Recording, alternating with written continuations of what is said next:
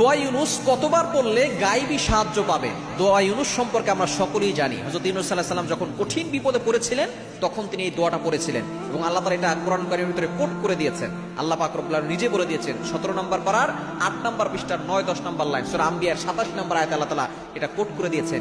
এই চমৎকার এই দোয়া লা ইলাহা ইল্লা আনতা সুবহানাকা ইন্নী কুনতু মিনাজ জালিমিন, এই দোয়াটা আমরা অনেকেই জানি, কিন্তু এটা কতবার পড়লে আমরা উপকার পাবো এবং আমরা কিভাবে পড়বো এর অর্থ আমরা অনেকেই জানি না। হযরত ইউনূস আলাইহিস সালাম যখন কঠিন বিপদে পড়ে গেলেন, একেবারে 4টি অন্ধকারের ভিতরে, 1 নাম্বার রাতের অন্ধকার, 2 নাম্বার পানির নিচের অন্ধকার, 3 নাম্বার মাছের পেটের ভিতরের অন্ধকার। কিছু কিছু তাফসীর কিতাবের ভিতরে এসেছে যেই মাছটি ইউনূস আলাইহিস সালামকে খেয়েছিলেন ওই মাছটাকে আরো একটা বড় মাছ খেয়ে ফেলেছে এবং তাকে সাগরের একেবারে তলদেশে নিয়ে গেছে। এমন একটা পরিস্থিতি, মাছের পেটের ভিতরে জীবিত থাকা কঠিন, সামান্য সাগরের ভিতরেই মানুষ জীবিত থাকতে পারে না, এমন লবণাক্ত পানি যার কারণে দেখা যাচ্ছে 2 মিনিটও বাঁচতে পারে না। কিন্তু আল্লাহ তাআলা সাগরের মাঝখানে মাছের পেটের ভিতরে হযরত ইউনূস আলাইহিস সালামকে বাঁচিয়ে রেখেছিলেন। আল্লাহ তাআলা বুঝাতে চেয়েছেন যদি আমি আল্লাহ তাআলা কাউকে বাঁচিয়ে রাখতে চাই দুনিয়ার কোনো শক্তি তাকে ক্ষতি করতে পারবে না।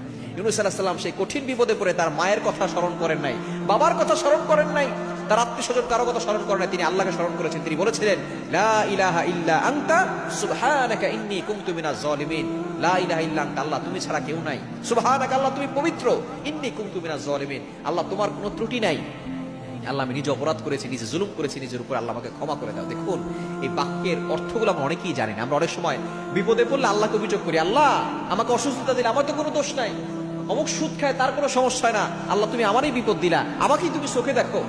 দেখুন ইউনূস আলাইহিস সালাম কিন্তু বিপদে পড়লে তিনি বলেছিলেন সুবহানাকা, আল্লাহ তোমার কোনো ত্রুটি নাই, ইন্নী কুনতু মিনাজ জালিমিন, আল্লাহ আমি নিজে অপরাধ করেছি। আল্লাহ তাআলা এটাতে খুশি হয়েছেন। 40 দিন পরে আল্লাহ পাক রব্বুল আলামিন তাকে মাছের পেট থেকে বের করে আগের থেকে আরো সুস্থ করে দিয়েছেন। এই বাক্যটা আপনি কতবার পড়বেন? অনেকে বলে যে 1 লক্ষ বার পড়তে হবে, 1000 বার পড়তে হবে, 2 লক্ষ বার পড়তে হবে। আপনি সর্বনিম্ন 100 বার আপনি আগে পরে দুরূদ শরীফ পড়বেন, কারণ দুরূদ শরীফ পড়লে আল্লাহ পাক রব্বুল আলামিন সাথে সাথে সেই দোয়াটা কবুল করেন।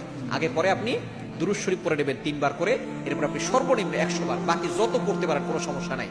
বিপদে পড়লে আপনি সর্বনিম্ন 100 বার পড়বেন, এরপর আপনি আল্লাহর কাছে দোয়া করবেন, দেখবেন আল্লাহ তাআলা আপনার সকল বিপদ দূর করবেন, গায়েবী ভাবে আল্লাহ তাআলা আপনাকে সাহায্য করবেন।